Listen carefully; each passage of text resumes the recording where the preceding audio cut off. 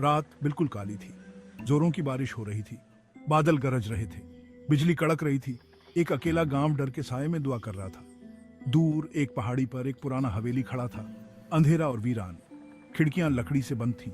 तूफान के खिलाफ एक भयानक परछाई। गांव वाले कहानियां फुसफुसाते थे।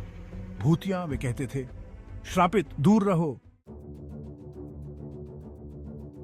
चार दोस्त पास पहुंचे, विशाल, बहादुर, रजत, जिज्ञासु, नेहा जो सब पर शक करती है, और समीर, जोकर। वे साहसी थे, रोमांच चाहने वाले। गांव वालों की चेतावनियां उनके लिए सिर्फ कहानियां थीं, मिथकों को खत्म करने के लिए।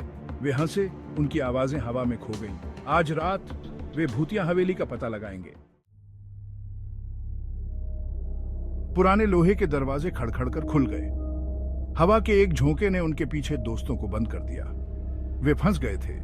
हवा ठंडी हो गई, हड्डी ठंडा करने वाली ठंड। ये उनकी हड्डियों में समा गया। सिलेंस, फिर एक फुसफुसाहट, एक आह। उन्हें देखा जा रहा था। हर चीज पर धूल जमी हुई थी। मकड़ी के जाले भूतिया पर्दों की तरह लटके हुए थे। हवा भारी बांसी थी। सड़ांत की गंध हर चीज से चिपकी हुई थी। एक भव्य सीढ़ी जो अब टूटी हुई और ढह गई थी, ऊपरी मंजिलों तक जाती थी। कठोर चेहरे वाले लोगों के चित्र उन्हें घूर रहे थे। न्याय करना।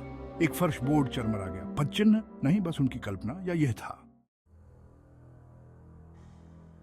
पांचवां भाग, एक रक्त शीतल संदेश। एक बंद दरवाजा, भारी लकड़ी का, बोल्ट से बंद। लकड़ी में खरोंच, एक संदेश।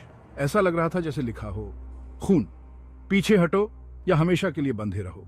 शब्दों ने उनकी रीढ़ की हड्डी में कंपकंपी भेज दी। बोल्ट के लिए पहुंचते ही नेहा का हाथ कांपने लगा। क्या उन्हें पीछे हटना चाहिए? छठा भाग, बंद दरवाजों के पीछे। दरवाजा खड़खड़ाकर खुल गया। कमरा छोटा था, तंग था। एक बांसी गंध ने हवा को भर दिया।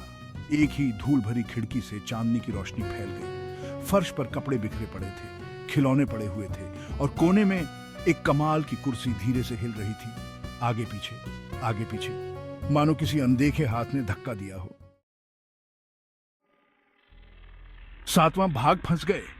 रजत ने कमाल की कुर्सी को छूने के लिए हाथ बढ़ाया।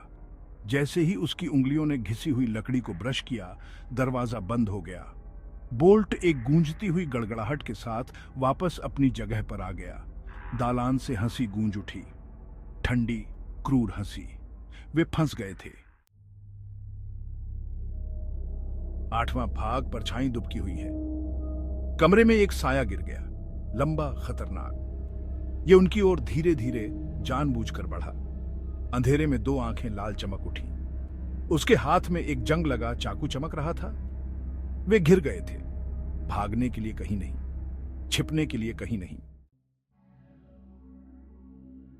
नौवां भाग, एक हताश पलायन। दहशत उनमें फैल गई। उन्होंने दरवाजे पर जोर से दस्तक दी, लेकिन वह हिला नहीं। यही उनका अंत था। अचानक कमाल की कुर्सी हिंसक रूप से हिलने लगी, तेज और तेज। क्षण भर के लिए विचलित हो रछाया हिचकिचाई। एक खिड़की का शीशा चकनाचूर हो गया। एक अंधाधुंध रोशनी ने कमरे को भर दिया। परछाई गायब हो गई। दरवाजा खुल गया। 10वां भाग, हमेशा के लिए प्रेतबाधित। उन्होंने एक सेकंड भी बर्बाद नहीं किया। वे भाग गए। हवेली से होकर तूफान में निकल गए। वे गांव पहुंचने तक दौड़ना बंद नहीं करते थे। सुरक्षित, लेकिन हमेशा के लिए बदल गया। उस रात की याद, परछाई, हंसी उन्हें हमेशा के लिए सताती रहेगी। वे फिर कभी हवेली के पास नहीं गए, और न ही कोई और। प्रेतबाधित हवेली बनी रही। उस रात का एक खौफनाक अनुस्मारक जब गांव में आतंक आया था।